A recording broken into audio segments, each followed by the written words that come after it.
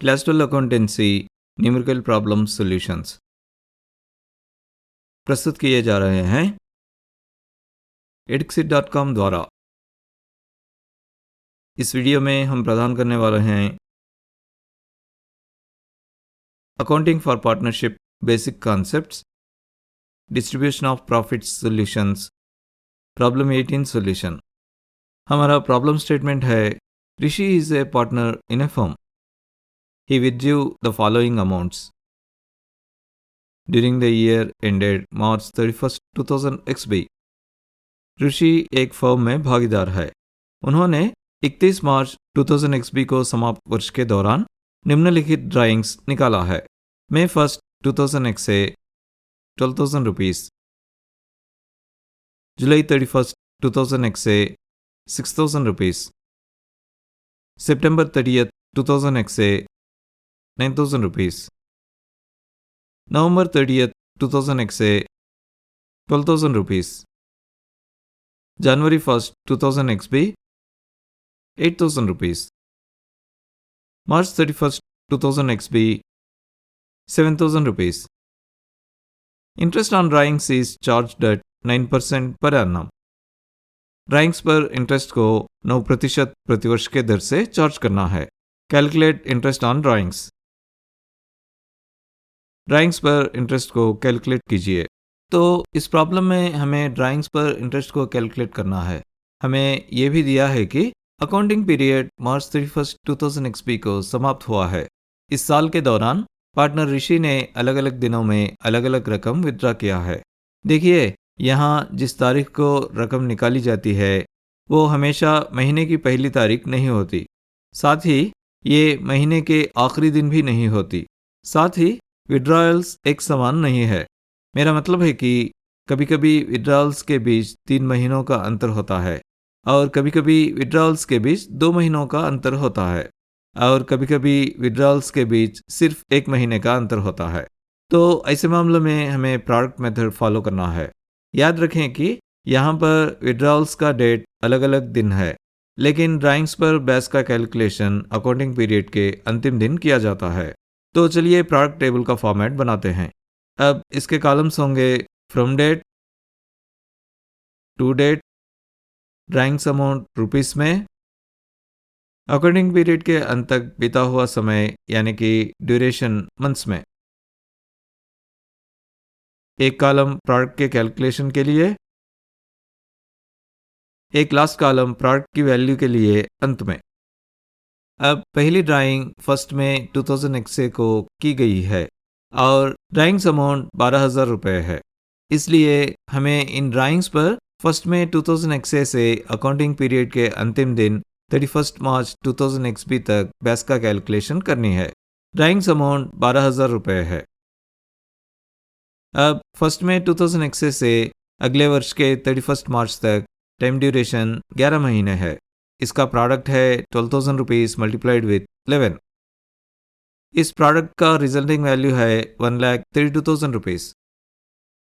अब दूसरे ड्राइंग जुलाई 31st 2000 XA को की गई है और ड्राइंग्स अमाउंट 6,000 रुपीज है।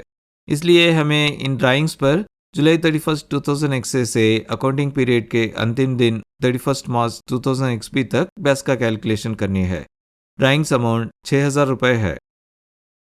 अब जुलाई 31st 2000 XA से अगले वर्ष के 31 मार्च तक टाइम ड्यूरेशन 8 महीने है।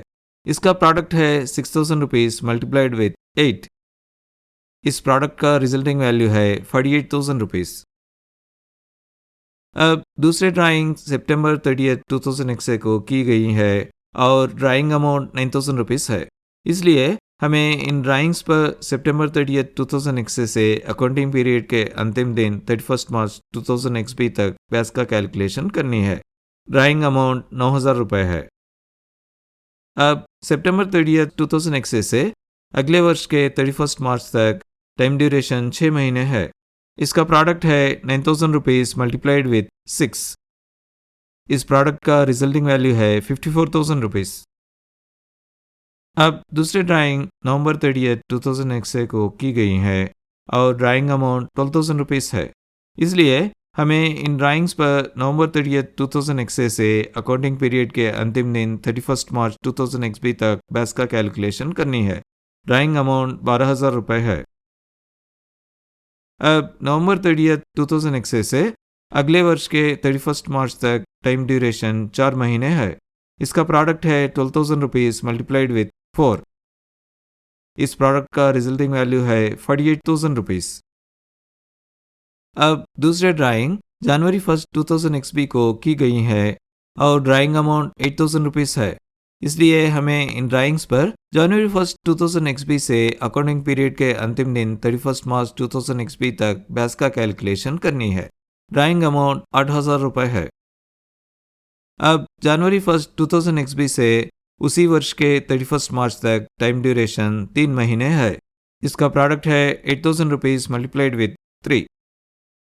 इस प्रोडक्ट का रिजल्टिंग वैल्यू है 24,000 रुपीज़। अब दूसरे ड्राइंग मार्च 31 2000 XB को की गई है और ड्राइंग अमाउंट 7,000 रुपीज़ है। इसलिए हमें इन ड्राइंग्स पर मार्च 31 2000 XB से अकाउंटिंग पीरियड के अंतिम दिन 31 मार्च 2000 XB तक बैस का कैलकुलेशन करनी है। ड्राइंग अमाउंट 7,000 रुपये है। अब मार्च 31 2000 XB से उसी वर्ष के मार्च 31 तक टाइम ड्यूरेशन 0 महीने है। इसका प्रोडक्ट है 7,000 रुपीज़ मल्टीप्लाइड विथ 0। इस प्रोडक्ट का रिजल्टिंग वैल्यू है 0 रुपीज़। देखिए, दरअसल ये अंतिम ड्राइंग अमाउंट पर अगले अकाउंटिंग पीरियड में बैस लगेगा, लेकिन इस अकाउंटिंग पीरियड में इस ड्राइंग अमाउंट को किसी भी बैस की गणना के लिए नहीं माना जाएगा। वैसे ये सिर्फ आपकी जानकारी के लिए है। अब 1,32,000, 48,000, 54,000, 48,000, 24,000 और 0 का टोटल है 3,06,000 रुपीज़। अब ड्राइंग्स पर इंटरेस्ट जानने का फॉर्मूला है product total multiplied with the interest rate upon 100 multiplied with 1/12। अब हम अभी कैलकुलेट किया है कि प्रोडक्ट्स का टोटल है 3,06,000 रुपीज़। अब प्रॉब्लम में हमें दिया है कि ड्राइंग्स पर इंटरेस्ट 9% प्रतिवर्ष के दर से है।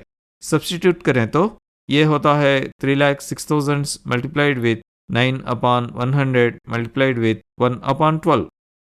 100 के 2 ज़ीरोस को 3,06,000 रुपीज़ के 2 ज़ीरोस से कैंसिल करते हैं। अब 12 से कैंसिल करेंगे तो 12 1 12 255 are। अब अगर हम बचे हुए 255 और 9 को मल्टीप्लाई करेंगे तो हमें मिलते हैं 2,295 रुपीज़। ये है इस अकाउंटिंग पीरियड में पार्टनर ऋषि के सारे ड्राइंग्स पर इंटरेस्ट या ब्याज। और इसके साथ हम इस प्रॉब्लम के सोल्यूशन के अंत तक पहुंच चुके हैं। इस वीडियो को यहाँ तक देखने के लिए थैंक यू वेरी मच। हमने स्टूडेंट्स को इफेक्टिव और एफिशिएंट लर्निंग सॉल्यूशंस देने के लिए edxit.com को स्टार्ट किए हैं। हमारे सारे वीडियोस देखने के लिए इस चैनल को ज़रूर सब्सक्राइब कीजिए। हर नया वीडियो पब्लिश होते ही नोटिफिकेशन पाने के लिए बेल आइकन को क्लिक करना मत भूलिए। और अगर आपको ये वीडियो पसंद आया तो इस वीडियो को लाइक करना मत भूलिए।